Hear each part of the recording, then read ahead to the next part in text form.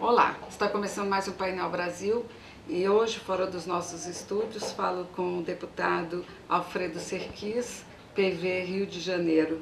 Tudo bem, deputado? Tudo bem. Gostaria que o senhor colocasse para a gente as principais mudanças e as principais interesses maiores, vamos supor, para a preservação que o senhor considera importantes para que a gente possa também sugerir, no caso, né, suas sugestões com relação ao novo código. Porque agora continua valendo o de 1965. 65. Certo. Bem, a questão do Código Florestal foi uma tragédia até agora, né? Porque, de fato, o texto do relatório Aldo Rebelo e, ainda por cima, com a emenda 164, na verdade, abre em campo para um novo ciclo de desmatamento no Brasil. Essa é a consequência, porque é um texto totalmente desequilibrado. Aldo Rebelo se transformou na passionária dos ruralistas. Quando ele foi indicado, ainda no governo Lula, relator, e o pessoal do PT me confessou isso, do próprio governo, a ideia que eles tinham era que ele seria um relator isento, que ele levaria em conta interesses econômicos do setor da agricultura e da pecuária, tentando combinar isso com a ideia da preservação ambiental. Ele é do PCdoB e, de repente, teria umas ideias mais alinhadas. Você sabe que os stalinistas nunca foram muito ecologistas, né? nem muito a favor dos direitos humanos também. Né? E algumas das piores agressões ambientais e das situações ecológicas mais lastimáveis que eu vi na minha vida foi visitando os antigos países do leste europeu, a própria China. Então, não tem muito cuidado. Mas de qualquer jeito, a expectativa era que ele fizesse um trabalho equilibrado e ele se transformou numa ponta de lança dos ruralistas, não só na elaboração do texto, cheio de pegadinhas, cheio de pilantragenzinhas dentro do texto, como também ao nível do discurso, como um grande vocalizador de difamações que os ruralistas gostam de fazer, o setor mais extremado, nem todos, tem os ruralistas light também, estão fora dessa discussão, mas assim, o setor mais agressivo, que é muito aquele tipo de acusação que a extrema-direita militar fazia em relação aos ecologistas na década de 80. Agentes de interesses estrangeiros, multinacionais e tal. Um negócio completamente maluco. Outro dia, na tribuna, ele disse que nós estávamos a serviço da agricultura francesa. Eu achei isso altamente chique, porque já me chamaram de tudo na vida, nesses 43 anos de vida política, já me chamaram de tudo, mas uma acusação tão chique quanto estar a serviço da agricultura francesa, realmente... Não, então ele transformou isso num debate caricatural. Então o debate na Câmara de Deputados foi um debate paupérrimo. A comissão que supostamente deveria promover a conciliação, a combinação, a negociação para ver se chegava a ser um denominador comum, foi uma comissão de marcação de posição, discurso para cá, discurso para lá, e em nenhum momento se sentou e se analisou ali, artigo por artigo, qual é a formulação que poderia atender as coisas. Porque, de fato, o Código Florestal de 65 precisava ser modernizado. Certo. Mas esse texto não moderniza o Código, ataca as coisas boas que o Código tinha, não lida com as limitações que o Código tinha. Agora, uma coisa que eu acho assim, preocupante, deputado, é que as pessoas acham que já passou o novo Código. Isso tem que ficar muito claro. As pessoas já estão desmatando, que a gente sabe, já estão agindo como se tudo já fosse legalizado. Bem, nessa questão, o Código ainda vai ser votado no Senado, onde a correlação de forças não é melhor do que na Câmara, do nosso ponto de vista, porém, como são 81 senadores no lugar de 513 deputados, a discussão se decanta um pouco mais e eu acho que assume áreas de mais seriedade na discussão. Por outro lado, dentro do Senado, a gente tem mais do que na Câmara algumas figuras de ruralistas light, ou seja, o pessoal ligado a esses interesses, caso Blairo Maggi, por exemplo, ligado aos grandes interesses da soja, mas que tem uma visão um pouco mais sofisticada do que os ruralistas mais atrasados que estão na Câmara de Deputados e o Aldo Rebelo, que está ali basicamente de ponta de lança. está a serviço deles, mas ele, pessoalmente, que me conste, não tem nenhum interesse na agricultura. Então, vai ser votado no Senado. A minha preocupação, inclusive, é que o Senado aprove o relatório e retire apenas a emenda 164. Eu sempre achei que a emenda 164 é tão grotesca que era que nem aquela história do bode na sala, né? Você bota o bode na sala, depois você tira o bode na sala. Então, essa é a minha preocupação. Porém, existe o compromisso explícito, numa carta assinada de próprio punho da presidente Dilma Rousseff, enquanto candidata entre o primeiro e o segundo turno, ela mandou uma carta para Marina Silva se comprometendo com alguns pontos da nossa agenda verde. A agenda que nós encaminhamos para os candidatos, os dois candidatos ao segundo turno, Zé Serra e Dilma Rousseff. Certo. Os dois responderam, a Dilma inclusive respondeu diretamente de próprio punho, e nesse texto ela se compromete a vetar cláusulas de um novo Código Florestal que eventualmente atentem contra as áreas de preservação permanente, contra a reserva legal, a passagem de competências da esfera federal para a esfera estadual e anistia para desmatadores. Então existe o compromisso da presidente. A presidente diz, inclusive já reafirmou, que vai vetar. Agora, seria melhor não expô-la a esse desgaste e tentar arrumar as coisas no Senado. Mas isso é complicado, pela razão que eu falei, depois o texto, se for modificado no Senado, ele volta para a Câmara. E aqui ele cai de novo nesse círculo de absurdos. O senhor acha assim que vai ser aprovado em quanto tempo, mais ou menos?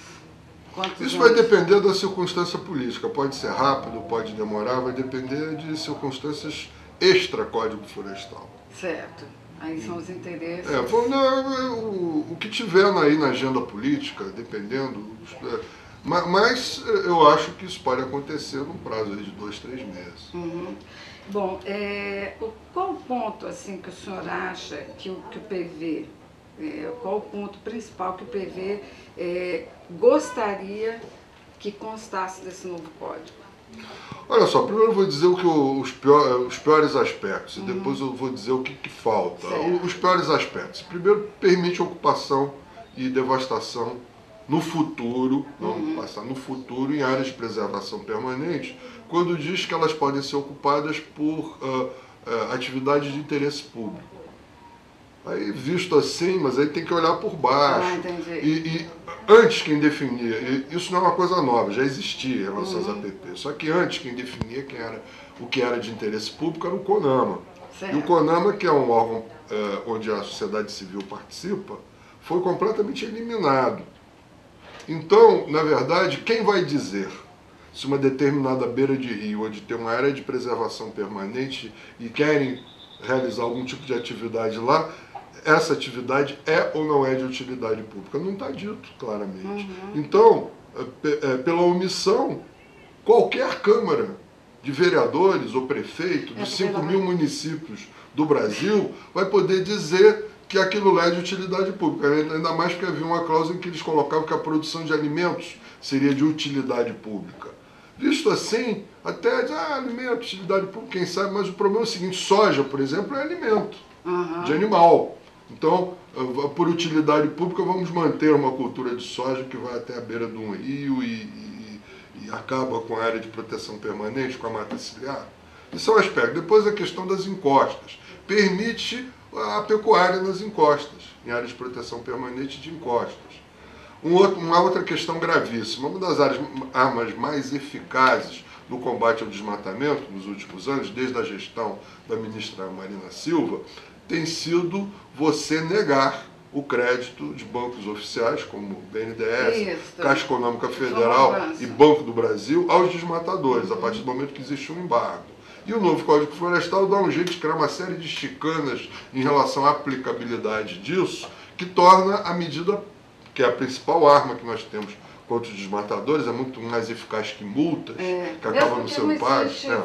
Não existe agentes fiscalizadores suficientes para o tamanho do nosso país. Evidente. Então essa é uma arma que dói no bolso, ela se revelou extremamente eficaz e o relatório Aldo Rebelo neutraliza a serviço dos guardiões dessas armas. É importante frisar, inclusive, que alguns desses deputados e eventualmente senadores estão legislando em causa própria, porque aqui na Câmara de Deputados tem 14 que têm processos no IBAMA, tem multas e seriam perdoados por uma eventual anistia. E no Senado são 3, sendo que um deles com muitíssimas multas, que é o senador Ivo Cassol, ex-governador de Rondônia. Certo. Tem muitíssimas autuações, entende?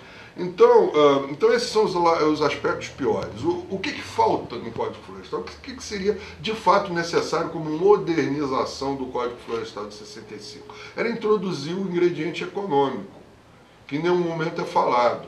Por exemplo, tem que se criar um dispositivo, um arcabouço legal, que permita que os serviços ambientais que são prestados pelos ecossistemas passem a ter um valor econômico. Então, isso possibilitaria, por exemplo, que atividades de reflorestamento, que atividade de recomposição, elas fossem valoradas pelos serviços ambientais que prestam. A manutenção, inclusive, da floresta em pé seja valorada pelo serviço ambiental que presta. Isso eram recursos grandes que se destinariam ao homem do campo, fazendo com que ele fosse estimulado não só a preservar, como também a recompor o meio ambiente.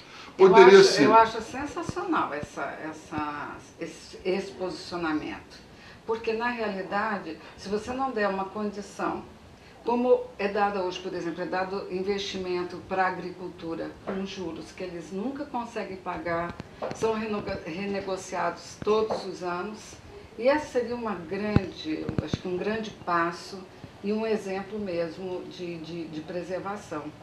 Eu sou totalmente favorável, eu acho que a gente devia lutar por isso mesmo. Mas a proposta que a gente queria fazer era o seguinte: poder inclusive converter uma parte da dívida rural em reflorestamento. Puxa, interessante. E tem uma outra questão: você sabe que existe um mercado internacional de créditos de carbono. Sim.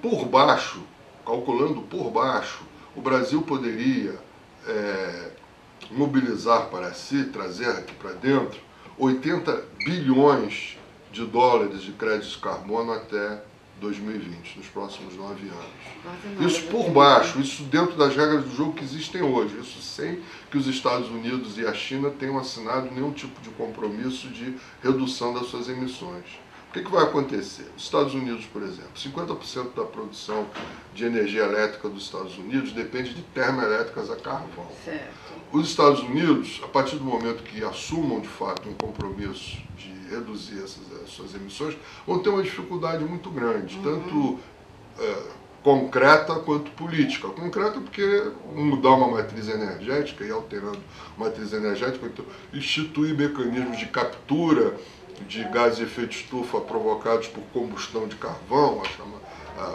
os depósitos de carbono. Isso é uma tecnologia que ainda está aí sendo desenvolvida e ainda muito primitiva. Então, de fato, para não ter que reduzir tanto, eles teriam que compensar em outros locais, financiar a redução em projetos que de fato são mais fáceis de você reduzir. E o projeto mais fácil de reduzir é você diminuir o desmatamento ou você reflorestar. O reflorestamento captura carbono e o não desmatamento conserva o carbono dentro das árvores. Então, o que se pode atrair de investidores dessa forma? Porque, por outro lado, eles também precisam de um país que tenha já a tecnologia de medir e de monitorar e de ter um sensoriamento muito preciso disso tudo. E o Brasil tem. O Brasil tem o INPE, o Brasil tem o Amazon, o Brasil tem a tecnologia de monitoramento de florestas a mais avançada do mundo. E uma condição muito melhor do que, por exemplo, a Indonésia, que é outro país que tem grande problema, ou a Malásia, que tem florestas tropicais ameaçadas. Então, o essencial desse mundaréu de dinheiro, que agora é 80 bilhões, mas poderia chegar a 200, 300 bilhões, poderia ser trazido para o Brasil e investido em atividade de reflorestamento, de recomposição ambiental, de conservação. De repente, para o agricultor, viraria uma atividade também altamente lucrativa. Com certeza. Agora, o Código Florestal passou completamente ao largo dessa discussão. Isso em nenhum momento, quer dizer, eu levantei isso várias vezes, mas era um diálogo de surdos. Eu falava, não, ficavam lá os ruralistas ali, porque o cara está preocupado com a multinha dele, para dar aliviada na multa que ele tem lá no banco. Ele está preocupado com o século XXI, as grandes tendências, o que está acontecendo, essa coisa fundamental que você atribuir valor econômico a serviços ambientais, poder casar ecologia com economia. Eles não estão nem pensando nisso, o negócio deles é uma sacanagem a curto prazo, entende? A verdade é essa. Bom, deputado, a gente teria aí assunto para 1, 2 horas para falar sobre isso. E quem sabe a gente um dia poderia fazer um debate com várias pessoas a esse respeito e a gente poder colocar para os nossos internautas do Painel Brasil, porque eu acho extremamente importante.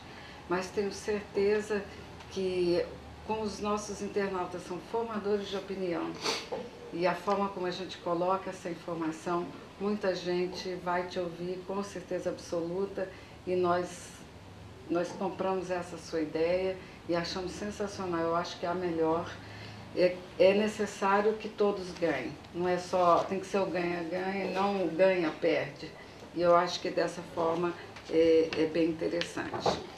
Olha só, eu gostaria de me despedir de você e dos internautas, né, fazendo aqui um pequeno anúncio em causa própria. Acaba de ser lançado o meu livro O Efeito Marina, que é sobre a campanha da senadora Marina Silva à presidência da República, uma campanha extraordinária, que começou com 3% e acabou com 20%, ela quase vai para o segundo turno. Então está aí nas melhores livrarias e leiam, porque é muito interessante. Também tem um outro livro meu, que eu recomendo, que é o Ecologia Urbana e Poder Local. Muito grata.